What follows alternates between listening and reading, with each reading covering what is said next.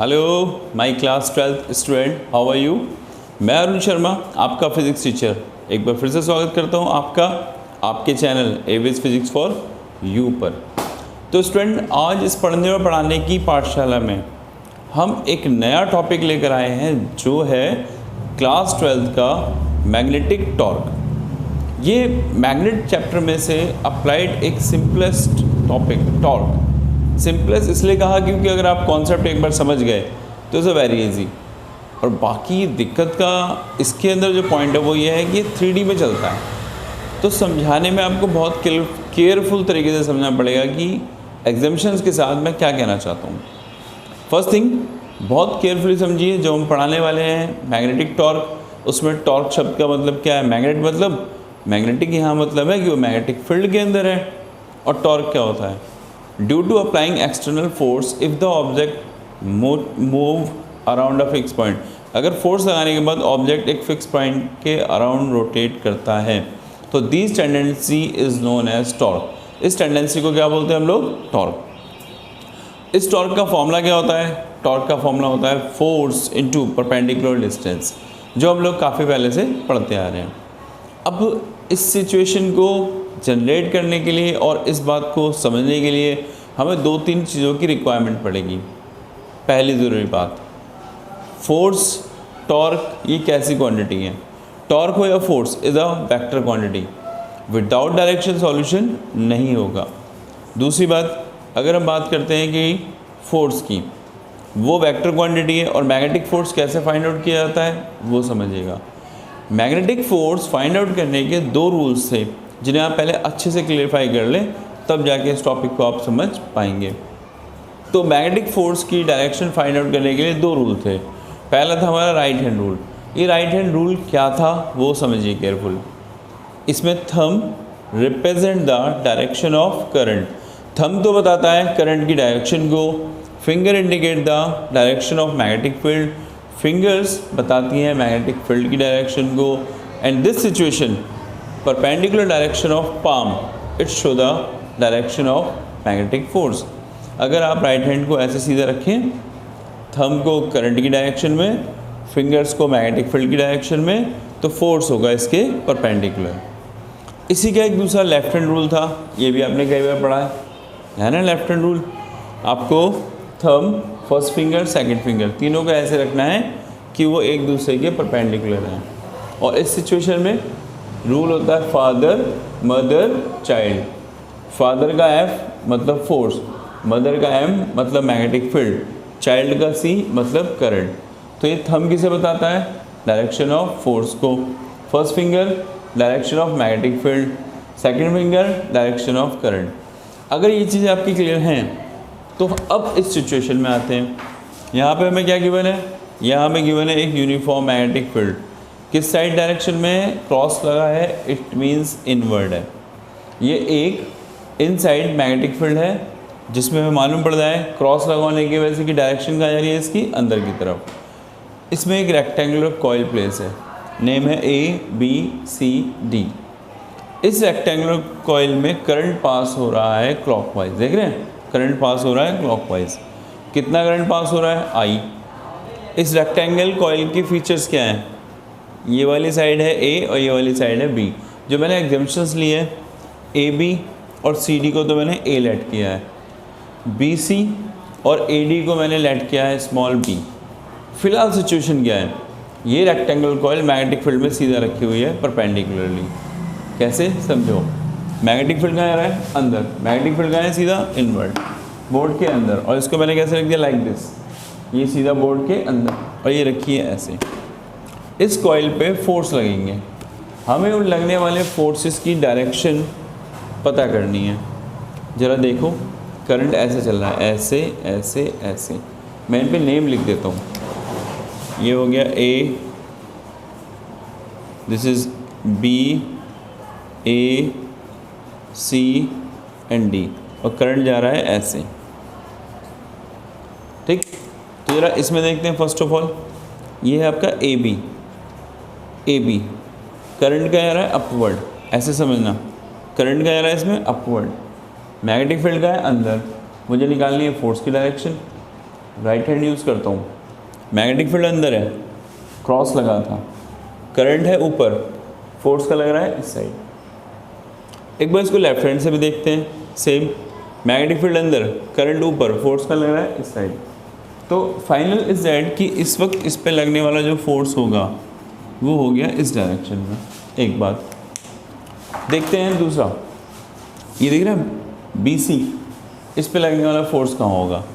Magnetic field अंदर, current जा रहा राइट की तरफ, फोर्स लगा ऊपर। इसी को लेफ्ट हैंड से देखो, मैग्नेटिक फील्ड अंदर, करंट इस साइड, तो फोर्स कहाँ जा रहा है ऊपर। यानी दोनों से कोई भी यूज़ कर सकते हैं आप।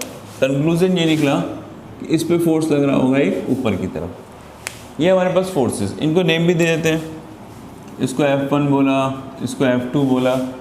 अब नेक्स्ट वन, जरा इसको देखिएगा, करंट नीचे आ रहा है, मैग्नेटिक फील्ड अंदर, मैग्नेटिक फील्ड अंदर, हमें कैसे रखना पड़ेगा? ये वाला हाथ अंदर और करंट नीचे, फोर्स का लगा इस डायरेक्शन में। और ऐसे ना समझो तो एक बार इससे भी समझ लो, मैग्नेटिक फील्ड अंदर, करंट नीचे, फोर्स का लगा इधर। देखो ये फिंगर अंदर, करंट नीचे, फोर्स का लगा इधर। पहले से क्या आया था? Like this. तो दोनों सिचुएशन में इस पे लगने वाला फोर्स कहाँ जा रहा है? वो भी जा रहा है हमारे पास राइट की तरफ, F3। रह जाता है हमारा लास्ट ये वाला, इसको देखो, मैग्नेटिक फील्ड अंदर, मैग्नेटिक फील्ड का है अंदर, करंट इधर, तो फोर्स का लगा नीचे। और इसी को अगर मैं देखूं इससे, ये यूँ रखना पड़ेगा मुझे, मैग्नेटिक फील्ड, करंट, और फोर्स का जा रहा है नीचे। तो इस तरह से इसकी 4 आर्म्स हैं और उन पे 4 फोर्सेस अप्लाई हो रहे हैं, अलग अलग वैल्यूज़ के। ये फोर्सेस इसके साथ क्या इम्पैक्ट अप्लाई करते हैं वो देखते हैं। देखो हमने ये पढ़ा हुआ है मैग्नेट वाले चैप्टर में, magnetic force on a current carrying wire. अगर कोई वायर मैग्नेटिक फील्ड में अवेलेबल है तो उस पर लगने वाले फोर्स का फॉर्मूला कितना होता था? उसका फॉर्मूला होता था IBL sin थीटा, जो हमने पढ़ा है। I मतलब current, B magnetic field, L length और sin थीटा ओरिएंटेशन, वो कितने एंगल पे रखा हुआ है। बहुत केयरफुल समझना, एक एक करके फोर्स निकालते हैं। पहले हम निकालते हैं F1 को। F1 कौन सा है? जो AB पे लग रहा है फोर्स, कितना आएगा? करंट तो सब में आई है, मैग्नेटिक फील्ड सबका ही भी है, फुल यूनिफॉर्म मैग्नेटिक फील्ड है। इसकी लेंथ कितनी हो गई? L, सॉरी इसकी लेंथ कितनी हो गई? A। और एंगल कितना बना रखा है इन्हें? 90, sin 90 1, वैल्यू हो गई IBA। हम निकालते हैं F2 की वैल्यू, जो किस पर अप्लाई हो रही है? BC पर, ऊपर की तरफ। कितना फोर्स आएगा? Current I, magnetic field B, BC का जो साइड है वो है B, और इसके लिए भी एंगल कितना बनेगा? 90, sin 90, sin 90 1। कितना मिला हमें? IB small b। 2 फोर्सेस निकल चुके हैं, किस किस के? AB का और BC का। ज़रा देखो CD के साथ क्या होता है। CD पे जो फोर्स लग रहा है वो है F3। कितना होगा ये? Current I, magnetic field B, side A और sin 90। इसकी वैल्यू भी कितनी है निकल के? IBA। देखते हैं F4 जो डाउनवर्ड जा रहा है, कितना होगा? IBB sin 90। टोटल कितना आएगा? यहाँ से जो कहानी में ट्विस्ट आया, टॉर्क के लिए जो हम बात करेंगे, लेकिन पहले ये सब चीज़ें क्लियरिफाई कर लें।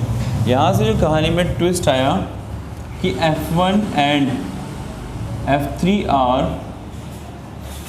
Equal and opposite. जो F1 और F3 थे वो इक्वल और अपोजिट थे, ये एक दूसरे को क्या कर लेंगे? कैंसिल।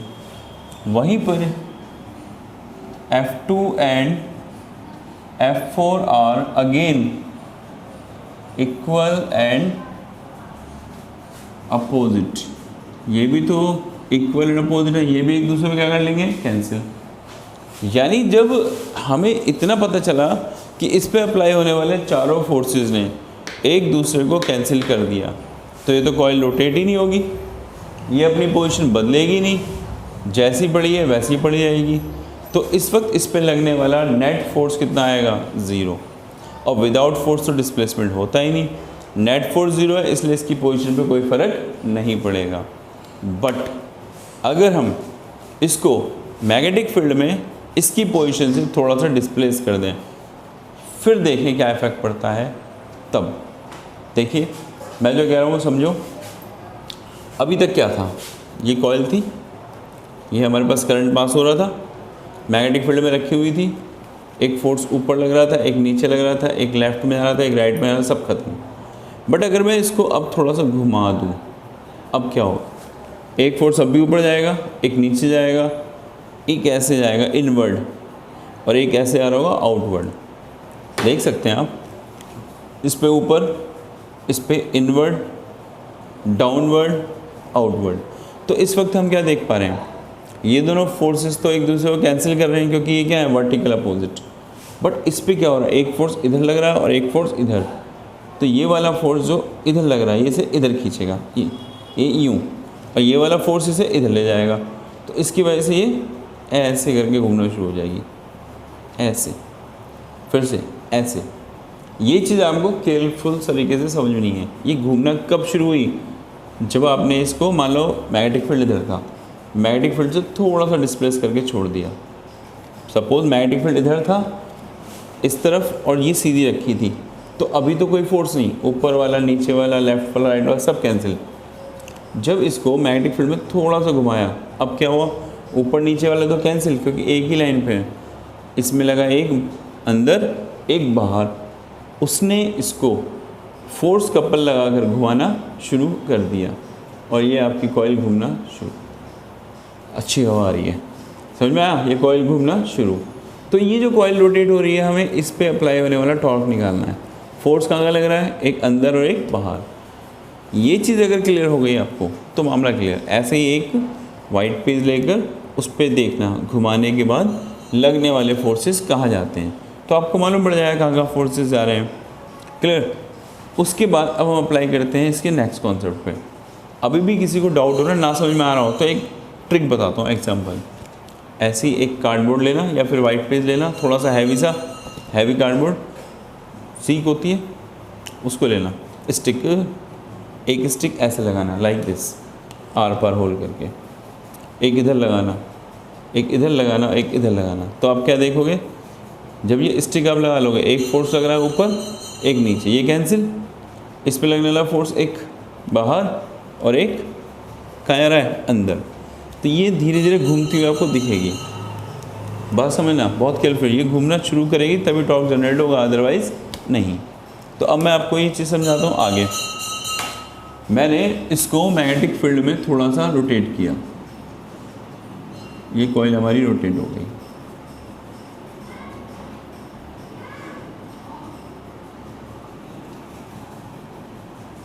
कितना एंगल पे रोटेट हुई है, थीटा। ये गौर करना, ये है थीटा, वो थोड़ा सा रोटेट हो गई। पहले कॉइल कैसी थी, ऐसे, अब कहाँ घूम गए हो, थोड़ा सा इतना। कितना घूम चुके हो, थीटा एंगल। तो जब वो थीटा एंगल घूम चुकी होगी तो उस वक्त उस पर एक फोर्स अब भी ऊपर होगा, F2, F4 अब भी नीचे होगा, लेकिन जो F3 जो सीधा जा रहा था वो थोड़ा सा टेढ़ा हो जाएगा, मतलब वो ऐसे ना जाके यूँ घूम गया बाहर। और जो F1 अंदर लग रहा था वो थोड़ा सा टेढ़ा होकर कहाँ लगेगा, अंदर। F3 बाहर, F1 अंदर, इनकी वजह से कॉइल घूमना शुरू होगी, समझ रहे हो। F3 बाहर और F1 अंदर, ऐसे। ये देखो, ये कहाँ आ रहा है, बाहर, ये कहाँ आ रहा है, अंदर, ऐसे। तो यूँ करके अगर ओवरव्यू देखा जाए टॉप से तो हमें क्या दिखाई देगा, ये गैप कितना है इनके बीच का, ये वाला गैप है B, और इस B गैप में दो फोर्स लगते हुए दिखाई दे रहे हैं, एक बाहर एक अंदर। देखो ये गैप कितना है बीच का, B, इस पे दो फोर्स लग रहे हैं, F3 और F1, अंदर बाहर। इसको मैं बोर्ड पे ऐसे दिखाऊंगा, यूँ लग रहा है ना अंदर बाहर, ऐसे। तो एक फोर्स ऊपर, एक फोर्स नीचे। या फिर इसको ऐसे भी देख सकते हैं, अगर मैग्नेटिक फील्ड हम सामने ले लें तो हमें मान लें कि मैग्नेटिक फील्ड स्ट्रेट जा रहा है, सीधा, तो हमें फोर्स कैसे लगते दिखाई देंगे, लाइक दिस।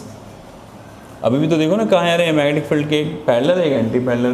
तो अगर मैग्नेटिक फील्ड इधर है तो एक जाएगा पैरेलल, एक जाएगा एंटी पैरेलल। और इस सिचुएशन को मैं अब नेक्स्ट व्यू में आपको समझा रहा हूँ, तो केयरफुली समझना, तभी बात क्लियर हो पाएगी, अदरवाइज नहीं। तो अब इसका ना जो अभी हमने एग्जाम्पशन किया, जो इमेजिनेशन किया, उसको मैं बोर्ड पे समझाने की कोशिश करता हूँ। केयरफुल समझना। मैं ये मान के चल रहा हूँ मैग्नेटिक फील्ड जा रहा है सीधा राइट में। अभी बोर्ड के अंदर था, अब अंदर तो दिखा नहीं सकता भाई, अंदर कैसे दिखाऊंगा, अंदर बाहर 3D हो गया ना।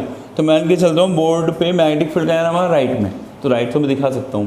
तो ये सिचुएशन क्या आई, मेरे पास जो मैग्नेटिक फील्ड है वो कुछ ऐसा है, ये it is the direction of magnetic field, ये है मैग्नेटिक फील्ड की डायरेक्शन।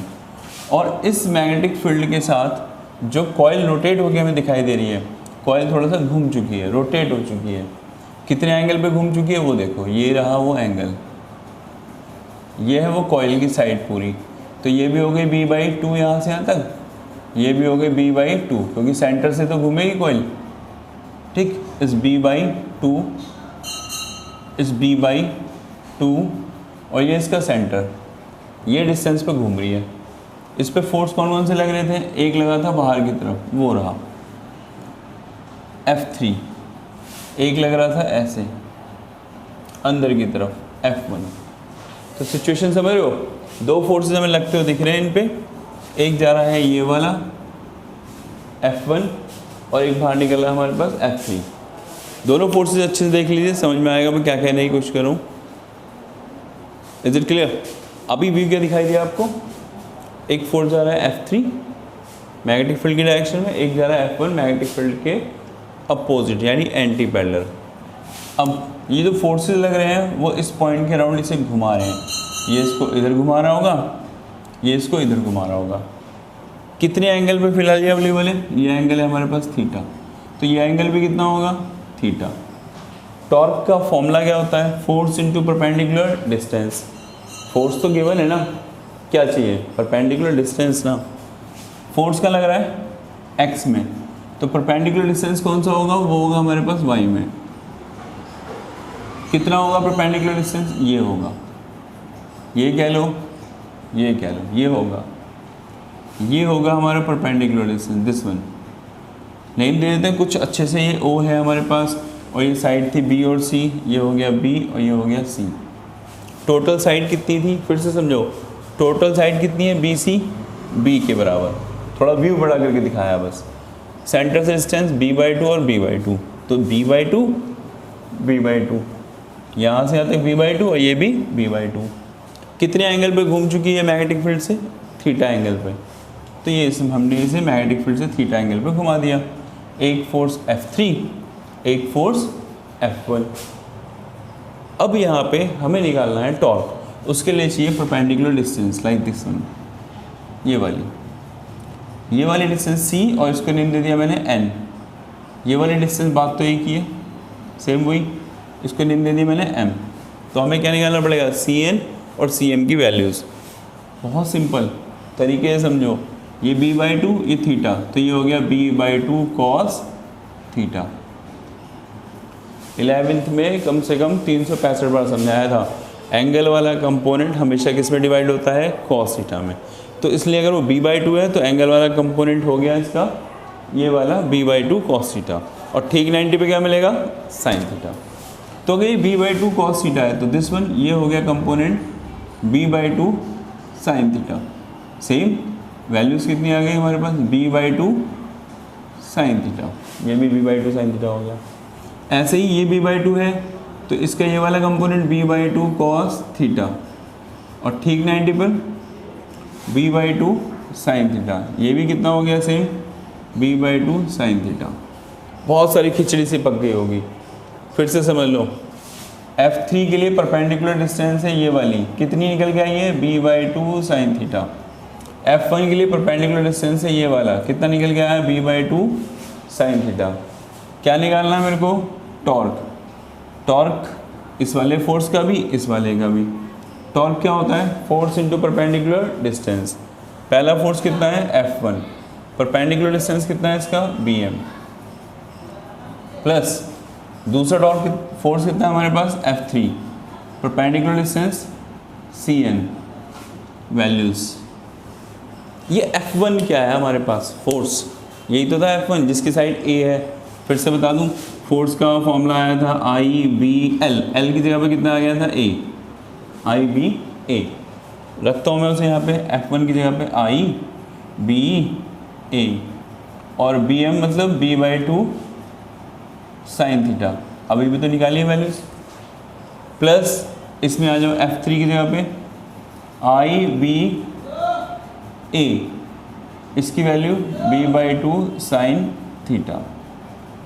देखो वही F1 है वही F3, ये पूरा हमें फॉर्मेट तैयार हो चुका है। अब टोटल टॉर्क कैसे निकलेगा, इनको सम करो, 1 + 1 कितना हो गया, twice of I B A into b/2 sine theta. Overall value कितनी आई, 2 से 2 कैंसिल, इस I B A B sine theta. और ये A क्रॉस B क्या है भाई, रेक्टेंगुलर कॉइल थी ना, और रेक्टेंगुलर कॉइल का एरिया कितना होगा, A × B, सेम। तो ये किस में बदल गया, इसके एरिया में। तो टॉर्क का फॉर्मूला क्या मिला, आई बी ए साइन थीटा। ये तो मैंने निकाला टॉर्क का फॉर्मूला।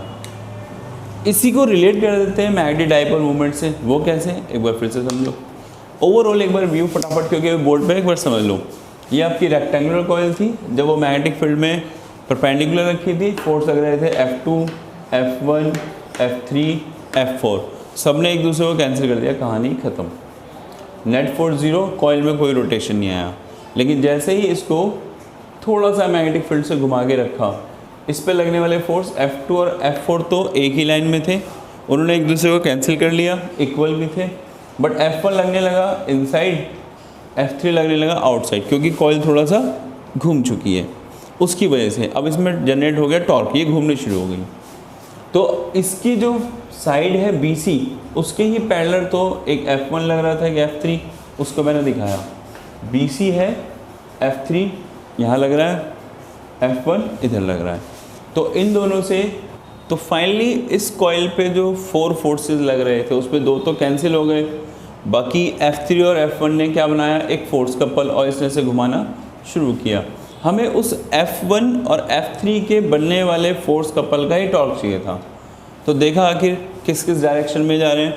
तो सपोज ये डायरेक्शन है मैग्नेटिक फील्ड की, तो कॉइल कितने एंगल पे घूम चुकी है मैग्नेटिक फील्ड से, थीटा। ये हमने थीटा घुमाया, टोटल डिस्टेंस कितना है, ये B, ये वाला साइड B।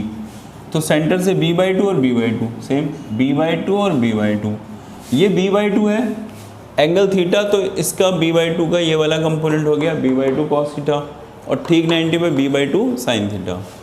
ऐसे ही ये b/2 है, तो ये वाला एंगल वाला b/2 cos थीटा, और ये b/2 साइन थीटा। मतलब F3 के लिए परपेंडिकुलर डिस्टेंस आया b/2 साइन थीटा, F1 के लिए भी परपेंडिकुलर डिस्टेंस आया कितना, b/2 साइन थीटा। अब क्या करते हैं, टॉर्क निकाला पहले फोर्स का F1 मल्टीप्लाई परपेंडिकुलर डिस्टेंस, कितनी है F1 के लिए bm, plus F3 perpendicular distance हो गया इसका cn। वैल्यू रखी F1 की IBA, ये रहा F1 साइड A है, तो IBL साइन थीटा वाले फॉर्मूले से IBA। bm कितना आ गया परपेंडिकुलर डिस्टेंस का, b/2 साइन थीटा। F3 की वैल्यू भी IBA, perpendicular distance b/2 sine theta. 1 + 1 2 करा, 2 से 2 कैंसिल करा, तो ये मिला IBA cross B sine theta. अब A क्रॉस B क्या है, वो उस रेक्टेंगुलर कॉइल का एरिया है। इस तरह से टॉर्क का फॉर्मूला क्या मिला हमें, IBA साइन थीटा। बट इसके आगे भी हम क्या कर सकते हैं वो देखो। एक बात और देखो भाई, आपने अब तक टॉर्क निकाला BIA साइन थीटा, बहुत बढ़िया, ये हमारे पास टॉर्क आ गया। एक बात और, एक होता था मैग्नेटिक डाइपोल मूवमेंट, जो मैंने स्टार्टिंग में बताया था आपको फर्स्ट वीडियोस में। मैग्नेटिक डाइपोल मूवमेंट का फॉर्मूला किसके इक्वल आता था, वो होता था M = INA। M = INA, I क्या था करंट, N क्या number of turn, A area. तो सपोज हमारे इस कॉइल के अंदर वायर के बहुत सारे टर्न होते हैं, 1 बार 2 बार 3 बार, कॉइल ही तो बनानी है, वायर लपेटे जाओ। तो सपोज वायर हमने कितनी बार इसमें टर्न किया होता है, n टाइम। तो उस सिचुएशन में ये तो 1 टर्न का है, हमें हम n से कर देना चाहिए था मल्टीप्लाई। तो ये जो टॉर्क निकल गया आता, ये होता n टर्न वाली कॉइल का टॉर्क। और इसका मैग्नेटिक डाइपोल मूवमेंट से क्या रिलेशन बनता, वो भी देखो। NIA इसके जगह पे कितना आया था m, तो इस MB साइन थीटा, ये फॉर्मूला किसका होता है? टॉर्क का। और जैसा हमें पता है 11th में पढ़ते आ रहे हैं A cross B is equal to AB sine theta, तो यहाँ पर भी ये कन्वर्ट हो जाता M क्रॉस B में। तो इस तरह से हमें मिलता टॉर्क का फॉर्मूला MB साइन थीटा या फिर M क्रॉस B। ये था हमारा बहुत छोटा सा टाइटल टॉर्क, बट था बहुत इम्पोर्टेंट, क्योंकि इसी के बेस पे हम अगली वीडियो पढ़ेंगे जो होगा हमारा moving coil galvanometer. Moving coil galvanometer ये कुछ नया सा अब तक आपके लिए, बाकियों को तो पता ही होगा। मूविंग कॉइल गैल्वेनोमीटर एक ऐसा डिवाइस है जो मल्टी यूज़ में है। It is use to find the value of current, value of voltage. आप इससे करंट की वैल्यू, वोल्टेज की वैल्यू फाइंड कर सकते हैं। आप इससे ये भी पता कर सकते हैं डायरेक्शन ऑफ करंट कहाँ है, लेफ़्ट में या राइट में। आप इसे एज अ कन्वर्ट कर सकते हैं वोल्ट मीटर या कन्वर्ट कर सकते हैं एज अ एमीटर। तो मूविंग कॉइल गैल्वेनोमीटर से एक तो हम फाइंड कर सकते हैं direction of current, detect the direction of current, as a ammeter use कर सकते हैं, as a voltmeter use कर सकते हैं। काफ़ी इंपॉर्टेंट है और बहुत मज़ा आने वाला है उसमें। तो वेट फॉर नेक्स्ट वीडियो, यहाँ तक क्लियर हो ही चुका होगा। और please keep watching continuously AVS physics for you for your better performance in physics examination. आप अगर इस तरह से कंटिन्यूसली हमारे साथ लगे रहते हैं तो फिज़िक्स के किसी भी तरह के कम्पिटिटिव एग्ज़ाम में या बोर्ड एग्ज़ाम में आप बहुत अच्छे से क्लियरफाई कर सकते हैं। कहीं कोटा वोटा जाने की ज़रूरत नहीं, किसी IIT कोचिंग में पढ़ने की आवश्यकता नहीं। सब बेवकूफ़ बनाते हैं, पागल बनाते हैं। अगर आप कंटिन्यूसली अपने कॉन्सेप्ट को क्लियर करते रहें, प्रैक्टिस करते रहें और लगातार AVS फिजिक्स फॉर यू देखते रहें, तो आपकी सारी फिज़िक्स बहुत क्लियरफुल तरीके से रेडी हो जाएगी।